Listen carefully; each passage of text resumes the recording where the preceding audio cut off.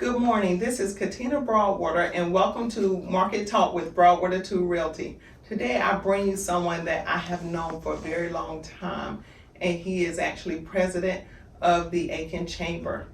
David Jameson, thank you for joining us today. Well, I'm delighted to be here. I'm delighted to have you. Before we kick everything off, just tell us a little bit about yourself. How did you end up in Aiken? Well, it's an interesting story because, like a lot of people in Aiken, I've lived here twice. Wow. I moved here early in my career and was brought here to start the Economic Development Partnership. And so I was here for 6 years. Then I moved to North Carolina for 16 years to lead chambers in North Carolina. And then I moved back to Aiken about 17 years ago. So I left. I tell people that they sent me off for additional training and didn't realize it would take so long. But I finally managed to get back here. And Aiken was always the town that my wife and I measured everything else by. We loved our neighborhood, we loved our neighbors, our friends, we loved our church, we loved the community spirit of Aiken.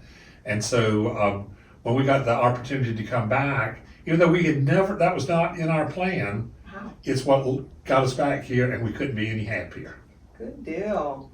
We're glad you came back because you've done wonders. And what I really want to talk about today, because this is Market Talk, and what people don't understand is that Market Talk encompasses, for real estate, encompasses everything, the community, what's available, things to do, activities, everything, the school system, the hospital system, it encompasses everything.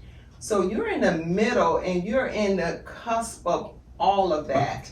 So I thought it was important that the Aiken Chamber be one of my first guests, and you ended up being my second guest. So can you talk a little bit about the Chamber and what your mission is for the community? Well, I put the mission in pretty simple terms for the businesses that are the business community as a whole, but primarily for our members. Our job is to help them grow and thrive. And you do that by a variety of ways. It's almost two different paths, because you got a lot of businesses, if they're a small business or a new business or a business has changed its marketing strategy some, or maybe its product mix. They need contacts. They need things today. They need things today. And so we have a lot of programming that deals with today, tomorrow, and the next day. But the other thing that a good chamber will be doing is looking forward, looking over the horizon is what I like to call it, and saying, what should we be doing to make sure that Aiken has a strong business climate 2 decades from now? What are those things that we need to be doing, putting in place for the future? So we're dealing with today and we're dealing with the future.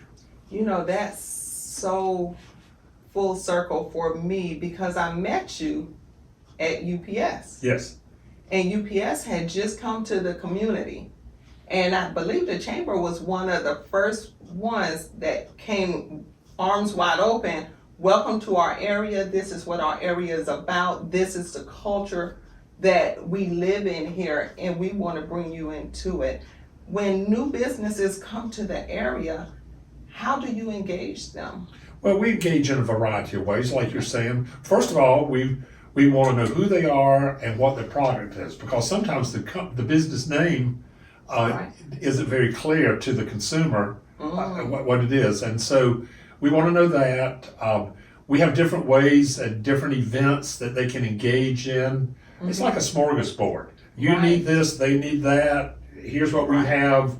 Oh, we hadn't thought about that one, and you just asked me about it. So let me think how many other businesses might need that same thing, and we add that to our program mix.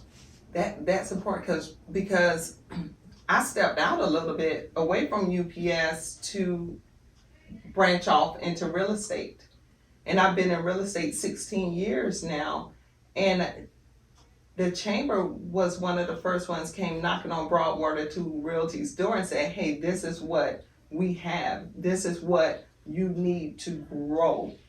So I appreciate that. Well, we wanted to connect you to the business community. Businesses need to be connected, and it shows to the outside world that they're real, that they're really serious about business, and the chamber's a place to put that stake in the sand and say, yeah, we're here to stay. Now, is the chamber ran from a set of rules? Because I know there's chambers in North Augusta, there's chambers around the nation. How are we connected? Okay, well, every chamber's independent. Okay. So the U.S. Chamber is not the mothership. Or the South Carolina, it's a chamber, and the South Carolina Chamber is a chamber, and the Aiken Chamber is a chamber in North Augusta.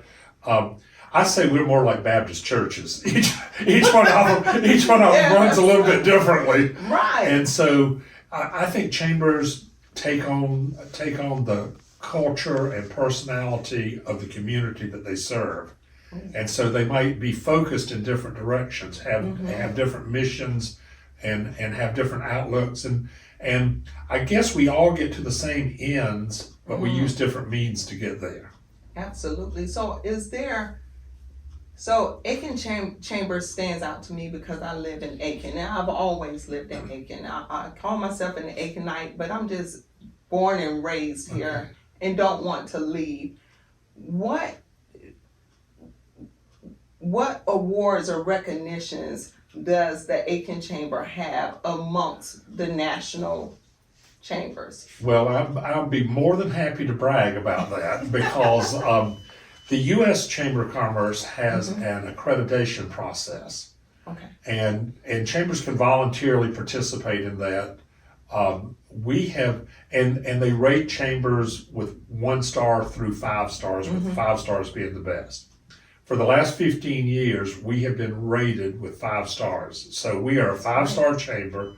Only 1% of the chambers in the country have this designation. That's huge. So there's about 127 chambers in the country that are 5-star rated. And the ratings they evaluate us in 9 different categories. And we have not yet made 100%. We haven't scored 100 in all 9 categories. So that's my goal. Let's get there. So I look at it as continuous improvement because I want us to get better. I don't want us to just say, oh, we're a 5-star chamber, let's rest on our laurels. Right. My mother was a school teacher. She'd have never stood for that. No. So we've got to keep pressing on. Yeah. So how do you advocate for the community? What does that look like when someone that comes into the community, they may say, okay, what is this chamber doing? How are they advocating and making our community better? Well, I think that a lot of that is done out of the public eye, not in secrecy, but a lot of that advocacy doesn't need to look like grandstanding. Sometimes you want to go public with what you're doing. Sometimes you want to just move a product or an issue forward quietly. Now, in Aiken, it's important because over the years, the chamber has been involved a lot with advocacy for the Savannah River site. Right. You know, that's the largest employer in the region. Absolutely. They get federal funding. Some years, the budget doesn't look as good as other years, and we go to Washington as a community and talk to elected officials and to the Department of Energy and say, we think this needs to change. We think this needs to be improved. We look for enduring missions at the Savannah River site. So the pit production that's getting ready to come there is going to produce 5,000 new jobs. That's something we have worked on for years. That sets up Aiken for the future. That's the part I'm doing. But even in the short run, as they begin their build up, they'll be buying goods and services. Folks will be moving to town. Folks will be buying homes. The schools are affected by that. Healthcare is affected. All the things you mentioned earlier are affected by these things. We're just at the culmination of a new facility called the Advanced Manufacturing Collaborative that's going to be built on the campus of USC Aiken. Right. That's something we advocated for 7 years. And it brings some of the Savannah River National Lab into town. And it produces a collaboration, an easier collaboration between the national lab and the private sector on research and development projects. So we're thrilled, but these things take a long time. And Yes. so I deal personally with lots of projects that take years and years and years, and then there's a certain amount of satisfaction when they come When to they come pass. to fruition. A lot of what we've talked about so far has been business oriented. What do you have to offer for citizens? Do citizens ever walk through your door and ask for information? How does it look for the private citizen that's not a part of the chamber?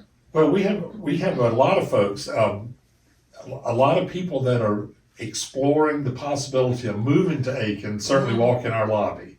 And they're looking for information. They want to know what Aiken is about, and so we get a lot of potential newcomers. We get people that have been here. When we also help with when senior management or so is transferred into our existing industries, we can help them get a good footing in the community. So we do a variety of things like that. We produce one big community event a year that's called Aiken's Making. It's an arts and crafts show. It happens in the parkways of downtown Aiken. Yes. And it's always the Friday and Saturday after Labor Day. So this year it's the 9th and 10th of September. That show attracts some 30,000 people to town.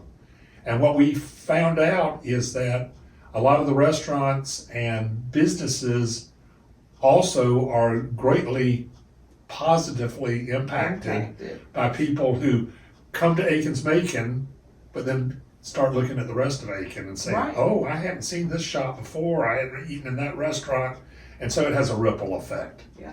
We also, last year, we started something called the Red Ticket Campaign that it was our attempt to help convince our citizens and our visitors to go into the stores and shop and get off the internet. And it had a huge impact on holiday sales here, but it also helped introduce and reintroduce people to the stores in town that maybe they weren't frequenting because of the COVID.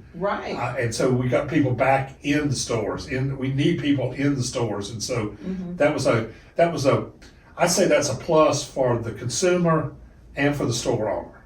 Now that seems to be what the foundation of our chamber is about, is making sure that the citizens and the business owners and everything connecting the community together remains together. Yes. From our conversation, it appears that's your underlying goal. That's what I hope for. I mean, we've got to move forward together. We've got to move forward together, but we've got to move forward. That's the key to this, and that's what we keep advocating. An example of things is we convened a group a few years ago to really look and see what amenities would attract younger people to Aiken, the millennials and the younger people, and we produced a study. And we've taken those recommendations and we just keep beating the drum for those recommendations, and they're beginning to catch up. Things take time. We did in 2018 a rental housing market study that a number of developers have used that study and made investment decisions to move into Aiken, which helps solve a housing need that we have. Because a lot of the housing that has been built is affordable housing. And now we're at the point where market rate housing is coming online from these recommendations that we had in our study. So we do a variety of things that a lot of folks don't see. That makes me happy to hear. My grandmother, Beatrice Mosley, she waited patiently every year for Aiken's Making. She was a crafter. And she always had a booth, and if she wasn't lucky enough to get a booth because he'd sell out so fast, she was there looking at everyone else's crafts and seeing how they created their craft, and she would implement that. She'd go back and whether it was sewing,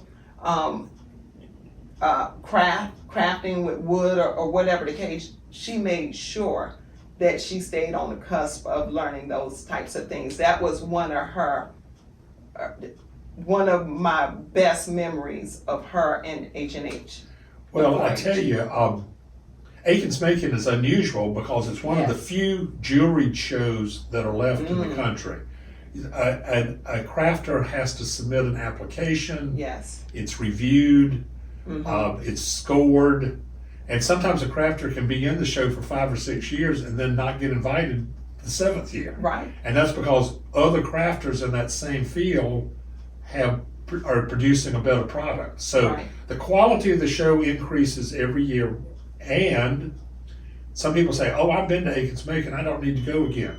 About a third of the crafters change every year because of this grading system. Right. So there's always something new and different to see at Aiken's Macon. Right. And if you missed the date, it's September 9th and 10th. So make sure you attend. I tell people that, see, everybody loves it because you see friends and people you hadn't seen in a long time. I tell people it's a cross between a family reunion and a tent revival. There are a lot of business owners moving to the area, small business owners. We've seen a lot of those coming up in our area. What programs do you have focused on small businesses? Well, we've got a couple of things that we do for small businesses. First of all, if they haven't started in their business yet, the SCORE chapter is affiliated with us. Okay. This is a small business administration program. These are retired executives and senior level managers that are freely giving of their time to coach businesses and help them get off on a good footing. They operate out of the chamber office and are just a great resource for people. The other thing that we find that we can help best with small businesses is training and education. Big businesses, large corporations have training departments and training officers and do a lot of internal things. When we are a chamber, we have almost 1,000 members, 1,000 businesses. Right. And about 900 of them have 10 or fewer employees. So they don't have training departments and things. So we look for those common topics of need, and then we'll put on a seminar or program that the businesses can come to and learn from. And those are a lot of the ways that we can help businesses. Okay. And what is the cost associated with membership? Well, membership in the chamber is is employee based. Okay. So if you've just got a few employees, you start out at about $350, and then based on that it grows. And if you're a major employer in the region, it's a lot more than that. We don't have to worry about that.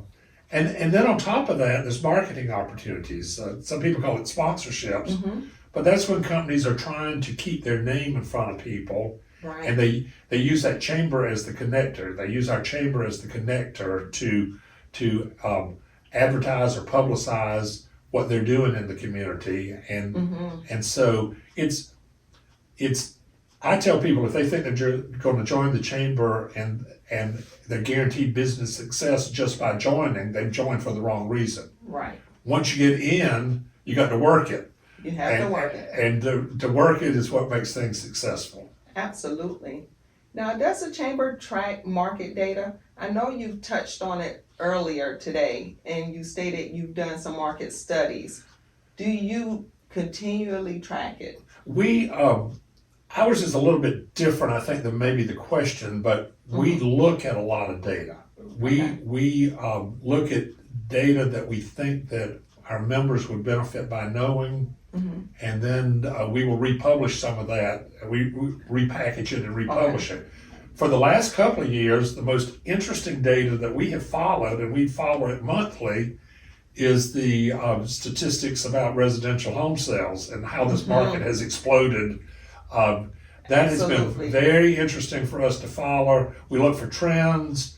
A lot of people from out of the community contact us and ask for information before they come, and so we are always analyzing: are there pockets regions in the Right. country where we're getting more inquiries from than others, and so we're doing things like that.